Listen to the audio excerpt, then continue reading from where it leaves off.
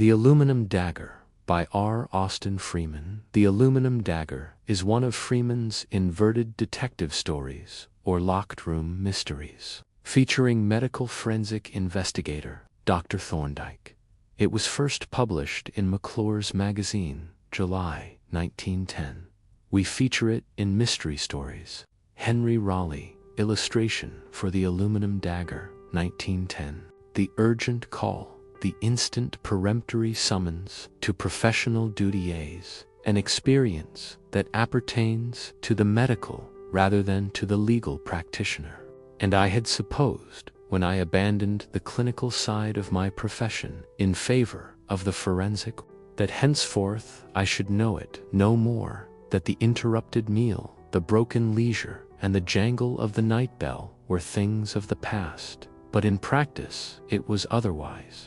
I had just finished my bath and was dressing one morning, when a hurried step was heard upon the stair, and the voice of our laboratory assistant, Polton, arose at my colleague's door. "There's a gentleman downstairs, sir, who says he must see you instantly on most urgent business." Polton was proceeding to descriptive particulars, when a second and more hurried step became audible, and a strange voice addressed Thorndyke. "I have come to beg your immediate assistance, sir.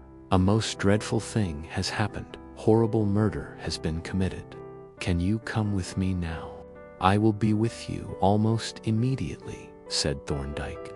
"Is the victim quite dead, quite cold and stiff?" "The police think." "Do the police know that you have come from me?" interrupted Thorndyke.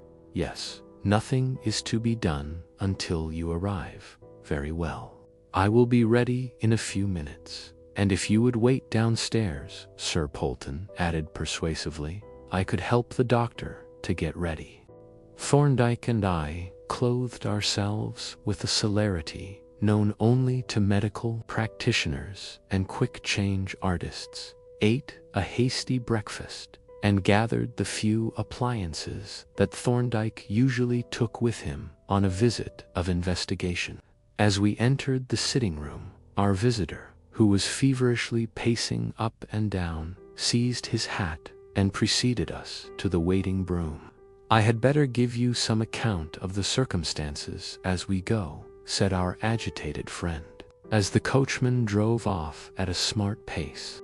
"In the first place, my name is Curtis Henry Curtis. Here is my card.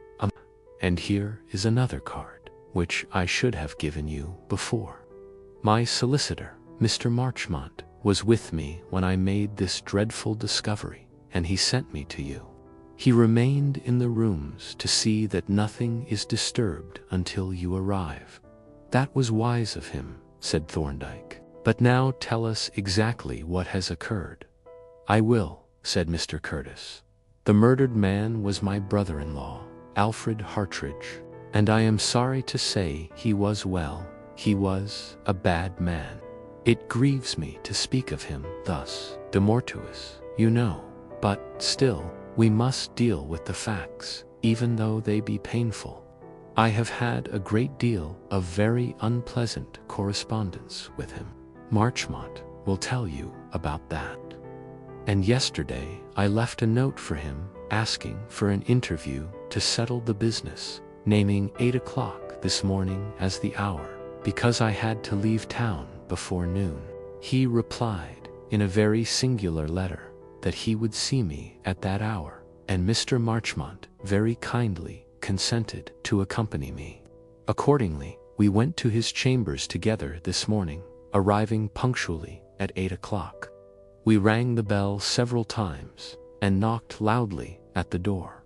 But, as there was no response, we went down and spoke to the hall porter. This man, it seems, had already noticed from the courtyard that the electric lights were on full in Mr. Hartridge's sitting room, as they had been all night, according to the statement of the night porter. So now, suspecting that something was wrong, he came up with us and rang the bell and battered at the door. Then, as there was still no sign of life within, he inserted his duplicate key and tried to open the door unsuccessfully. However, as it proved to be bolted on the inside. Thereupon the porter fetched a constable, and we burst open the door. We entered, and my God, Dr. Thorndyke, what a terrible sight it was that met our eyes. My brother-in-law was lying dead on the floor of the sitting room.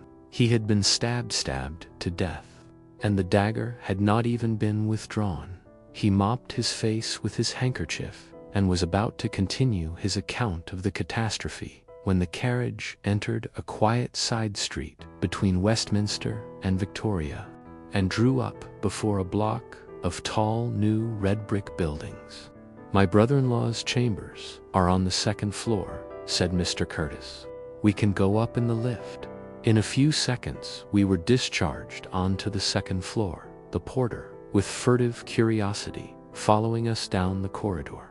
At the end of the passage was a half-open door, considerably battered. Above the door, painted in white lettering, was the inscription, Mr. Hartridge, and through the doorway protruded the rather foxy countenance of Inspector Badger. I am glad you have come, sir, said he, as he recognized my colleague. Mr. Marchmont is sitting inside like a watchdog, and he growls if any of us even walks across the room. The words formed a complaint, but there was a certain geniality in the speaker's manner that made me suspect that Inspector Badger was already navigating his craft on a lee shore. We entered a small lobby or hall, and from that passed into a sitting room, where we found Mr. Marchmont keeping his vigil, in company with a constable and a uniformed inspector. There was, in the entire aspect of the room, something very grim and dreadful.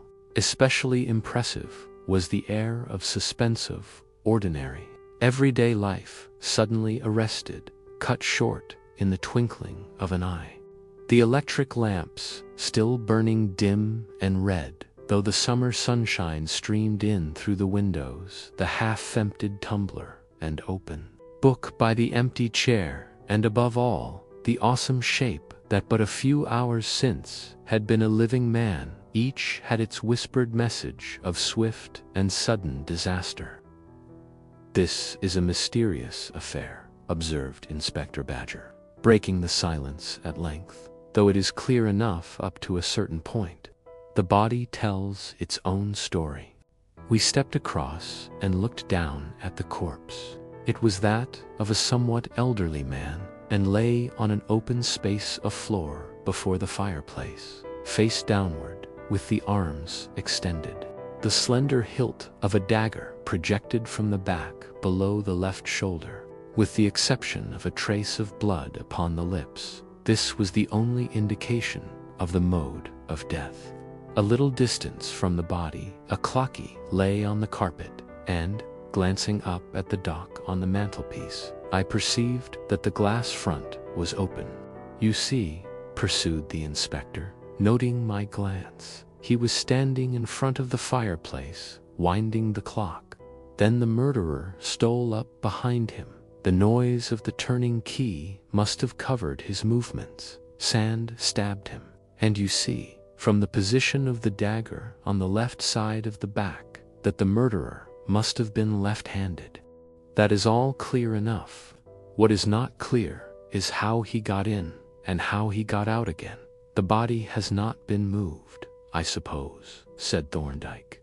No, we sent for Dr. Egerton, the police surgeon, and he certified that the man was dead. He will be back presently to see you and arrange about the post-mortem. Then, said Thorndyke, we will not disturb the body till he comes, except to take the temperature and dust the dagger hilt. He took from his bag a long registering chemical thermometer and an insufflator or powder blower. The former he introduced under the dead man's clothing against the abdomen, and with the latter blew a stream of fine yellow powder onto the black leather handle of the dagger. Inspector Badger stooped eagerly to examine the handle as Thorndyke blew away the powder that had settled evenly on the surface. No fingerprints, said he in a disappointed tone. He must have worn gloves. But that inscription gives a pretty broad hint. He pointed, as he spoke, to the metal guard of the dagger, on which was engraved, in clumsy lettering, the single word, Traditore. That's the Italian for traitor, continued the inspector. And I got some information from the porter that fits in with that suggestion. We'll have him in presently, and you shall hear. Meanwhile, said Thorndyke, as the position of the body may be of importance in the inquiry, I will take 1 or 2 photographs and make a rough plan to scale. Nothing has been moved, you say. Who opened the windows? They were open when we came in, said Mr. Marchmont. Last night was very hot, you remember. Nothing whatever has been moved. Thorndyke produced from his bag a small folding camera, a telescopic tripod, a surveyor's measuring tape, a boxwood scale, and a sketch block. He set up the camera in a corner and exposed a plate, taking a general view of the room and including the corpse. Then he moved to the door and made a second exposure. Will you stand in front of the clock, Jervis, he said, and raise your hand as if winding it. Thanks. Stand like that while I expose a plate. I remained thus in the position that the dead man was assumed to have occupied at the moment of the murder, while the plate was exposed. And then, before I moved, Thorndyke marked the position of my feet with a blackboard chalk. He next set up the tripod over the chalk marks and took 2 photographs from that position. And finally, he photographed the body itself. Thorndyke, next, proceeded to lay out on the sketch block a ground plan of the room, showing the exact position of the various objects on a scale of 1/4 of an inch to the foot, a process that the inspector was inclined to view with some impatience. You don't spare trouble, Doctor, he remarked. Nor time, either, he added. No, answered Thorndyke, as he detached the finished sketch from the block. I try to collect all the facts that may bear on a case. They may prove worthless, or they may turn out of vital importance. One never knows beforehand, so I collect them all. But here, I think, is Dr. Egerton. The police surgeon greeted Thorndyke with respectful cordiality, and we proceeded at once to an examination of the body. Drawing out the thermometer, my colleague noted the reading and passed the instrument to Dr. Egerton. Dead about 10 hours, remarked the latter, after a glance at it. This was a very determined and mysterious murder. Very, said Thorndyke. Feel that dagger, Jervis. I touched the hilt and felt the characteristic grating of bones. It is through the edge of a rib, I exclaimed. Yes, it must have been used with extraordinary force. And you notice that the clothing is screwed up slightly, as if the blade had been rotated as it was driven in. That is a very peculiar feature, especially when taken together with the violence of the blow. It is singular, certainly, said Dr. Egerton, though I don't know that it helps us much. Shall we withdraw the dagger before moving the body? Certainly, replied Thorndyke, or the movement may produce fresh injuries. But wait. He took a piece of string from his pocket and, having drawn the dagger out a couple of inches, stretched the string in a line parallel to the flat of the blade. Then, giving me the ends, he drew the weapon out completely. As the blade emerged, the twist in the clothing disappeared. Observe, said he, that the string gives the direction of the wound, and that the cut in the clothing no longer coincides with it. There is quite a considerable angle, which is the measure of the rotation of the blade. Yes, it is odd, said Dr. Egerton, though, as I said, I doubt that it helps us. At present, Thorndyke rejoined dryly, we are noting the facts. The custodian was not difficult to find, quite so, agreed the other, reddening slightly. And perhaps we had better move the body to the bedroom and make a preliminary inspection of the wound. We carried the corpse into the bedroom and, having examined the wound without eliciting anything new, covered the remains with a sheet and returned to the sitting room. "Well, gentlemen," said the inspector, "you have examined the body and the wound, and you have measured the floor and the furniture, and taken photographs, and made a plan, but we don't seem much more forward. Here's a man murdered in his rooms. There is only one entrance to the flat, and that was bolted on the inside at the time of the murder. The windows are some 40 feet from the ground. There is no rain pipe near any of them. They are set flush in the wall, and there isn't a foothold for a fly on any part of that wall. The grates are modern, and there isn't room for a good-sized cat to crawl up any of the chimneys. Now, the question is, how did the murderer get in, and how did he get out again?" "Still," said Mr. Marchmont, "the fact is that he did get in, and that he is not here now, and therefore he must have got out, and therefore it must have been possible for him to get out. And, further, it must be possible to discover how he got out." The inspector smiled sourly without replying. "The circumstances," said Thorndyke, "appear to have been these. The deceased seems to have been alone. There is no trace of a second occupant of the room, and only one half-emptied tumbler on the table. He was sitting reading when, apparently, he noticed that the clock had stopped 10 minutes to 12. He laid his book, face downward, on the table, and rose to wind the clock. And as he was winding it, he met his death by a stab dealt by a left-handed man who crept up behind him on tiptoe," added the inspector. Thorndyke nodded. "That would seem to be so," he said. "But now let us call in the porter and hear what he has to tell us." The custodian was not difficult to find, being, in fact, at that moment engaged in a survey of the premises through the slit of the letterbox. "Do you know what persons visited these rooms last night?" Thorndyke asked him when he entered, looking a bit sheepish. "A good many were in and out of the building," was the answer, "but I can't say whether any of them came to this flat. I saw Miss Curtis pass in about 9, my daughter," exclaimed Mr. Curtis, with a start. "I didn't know that.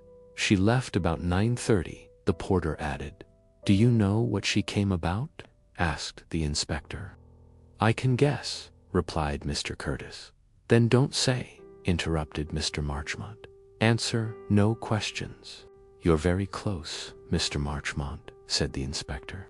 "We are not suspecting the young lady. We don't ask, for instance, if she is left-handed." He glanced craftily at Mr. Curtis as he made this remark, and I noticed that our client suddenly turned deathly pale, whereupon the inspector looked away again quickly, as if he had not observed the change. "Tell us about those Italians again," he said, addressing the porter. "When did the first of them come here?" "About a week ago," was the reply. "He was a common-looking man, looked like an organ grinder, and he brought a note to my lodge. It was in a dirty envelope, and was addressed, Mr. Hartridge, Esq., Brackenhurst Mansions, in a very bad handwriting. The man gave me the note, and asked me to give it to Mr. Hartridge. Then he went away, and I took the note up and dropped it into the letterbox. What happened next? Why, the very next day, an old hag of an Italian woman, one of them fortune-telling swines, with a cage of birds on a stand, came and set up just by the main doorway. I soon sent her packing, but, bless you, she was back again in 10 minutes, birds and all. I sent her off a genii, kept on sending her off, and she kept on coming back, until I was reg'lar wore to a thread." "You seem to have picked up a bit since then," remarked the inspector, with a grin. "Perhaps I have," the custodian replied haughtily. Well, the next day there was a ice cream manna reg'lar waster. He was stuck outside as if he was froze to the pavement, kept giving the errand boys tasters, and when I tried to move him on, he told me not to obstruct his business. Business, indeed. Well, there them boys stuck, one after the other, wiping their tongues round the bottoms of them glasses, until I was fit to bust with aggravation, and he kept me going all day. Then, the day after that, there was a barrel organ with a mangy-looking monkey on it. He was the worst of all. Profane, too, he was. Kept mixing up sacred tunes and comic songs, Rock of Ages, Bill Bailey, Cuyus, Animal, and Over the Garden Wall. And when I tried to move him on, the monkey made a run at my leg. I tell you, it was fair sickening, and that was the last of them, said the inspector. And, as the porter nodded sulkily, he asked, should you recognize the note that the Italian gave you? I should, answered the porter. The inspector left the room and returned a minute later carrying a letter case. This was in his breast pocket, said he, laying the bulging case on the table and drawing up a chair. Now, here are 3 letters tied together. Ah, this will be the one. He untied the tape and held out a dirty envelope addressed in a sprawling, illiterate hand to Mr. Hartridge, Esq.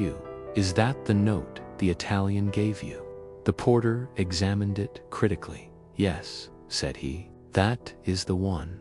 The inspector drew the letter out of the envelope, and, as he opened it, his eyebrows went up. What do you make of that, Doctor? He asked, handing the sheet to Thorndyke. Thorndyke regarded it for a while in silence. Then he carried it to the window, and, taking his lens from his pocket, examined the paper closely, first with the low power and then with the highly magnifying Coddington attachment. I should have thought you could see that with the naked eye, said the inspector with a sly grin at me. It's a pretty bold design. Yes, replied Thorndyke, a very interesting production. What do you say, Mr. Marchmont? The solicitor took the note, and I looked over his shoulder. It was certainly a curious production, written in red ink, on the commonest notepaper, and in the same sprawling hand as the address, was the following message. You are given 6 days to do what is just. By the sign above, know what to expect if you fail. The sign referred to was a skull and crossbones, very neatly but rather unskillfully drawn at the top of the paper. This, said Mr. Marchmont, handing the document to Mr. Curtis, explains the singular letter that he wrote yesterday. You have it with you, I think. Yes, replied Mr. Curtis. Here it is. He produced a letter from his pocket and read aloud. Yes, come if you like, though it is an ungodly hour. Your threatening letters have caused me great amusement. They are worthy of Sadler's Wells in its prime. Alfred Hartridge, was Mr. Hartridge ever in Italy? Asked Inspector Badger. Oh yes, replied Mr. Curtis. He stayed at Capri nearly the whole of last year. Why, then, that gives us our clue.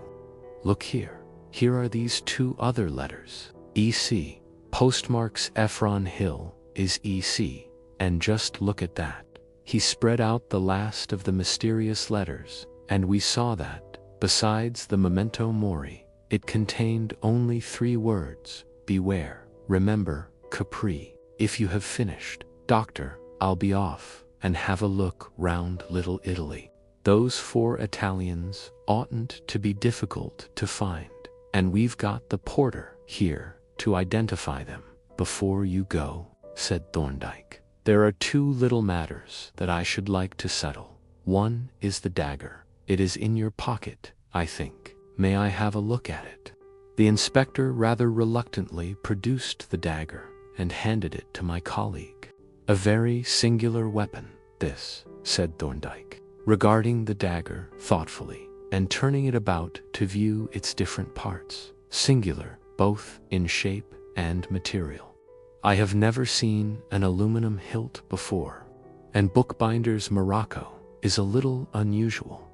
The aluminum was for lightness, explained the inspector, and it was made narrow to carry up the sleeve, I expect. Perhaps so, said Thorndyke. He continued his examination, and presently, to the inspector's delight, brought forth his pocket lens. I never saw such a man, exclaimed the jocose detective. His motto ought to be, "We magnify thee." I suppose he'll measure it next. The inspector was not mistaken. Having made a rough sketch of the weapon on his block, Thorndyke produced from his bag a folding rule and a delicate caliper gauge. With these instruments, he proceeded to take the dimensions of the various parts of the dagger, entering each measurement in its place on the sketch, with a few brief, descriptive details. "The other matter," said he at length, handing the dagger back to the inspector, "refers to the houses opposite." He walked to the window and looked out at the backs of a row of tall buildings, similar to the one we were in. They were about 30 yards distant, and were separated from us by a piece of ground planted with shrubs and intersected by gravel paths. "If any of those rooms were occupied last night," continued Thorndyke, "we might obtain an actual eyewitness of the crime. This room was brilliantly lighted, and all the blinds were up, so that an observer at any of those windows could see right into the room, and very distinctly, too. It might be worth inquiring into." "Yes, that's true," said the inspector, "though I expect, if any of them have seen anything, they will come forward quick enough when they read the report in the papers. But I must be off now, and I shall have to lock you out of the rooms." As we went down the stairs, Mr. Marchmont announced his intention of calling on us in the evening. "Unless," he added, "you want any information from me now." "I do," said Thorndyke. "I want to know who is interested in this man's death." "That," replied Mr. Marchmont, "is rather a queer story. Let us take a turn in that garden that we saw from the window. We shall be quite private there." He beckoned to Mr. Curtis, and, when the inspector had departed with the police surgeon, we induced the porter to let us into the garden.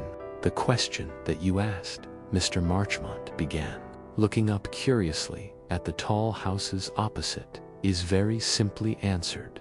The only person immediately interested in the death of Alfred Hartridge is his executor and sole legatee, a man named Leonard Wolfe. He is no relation of the deceased, merely a friend. But he inherits the entire estate, about £20,000.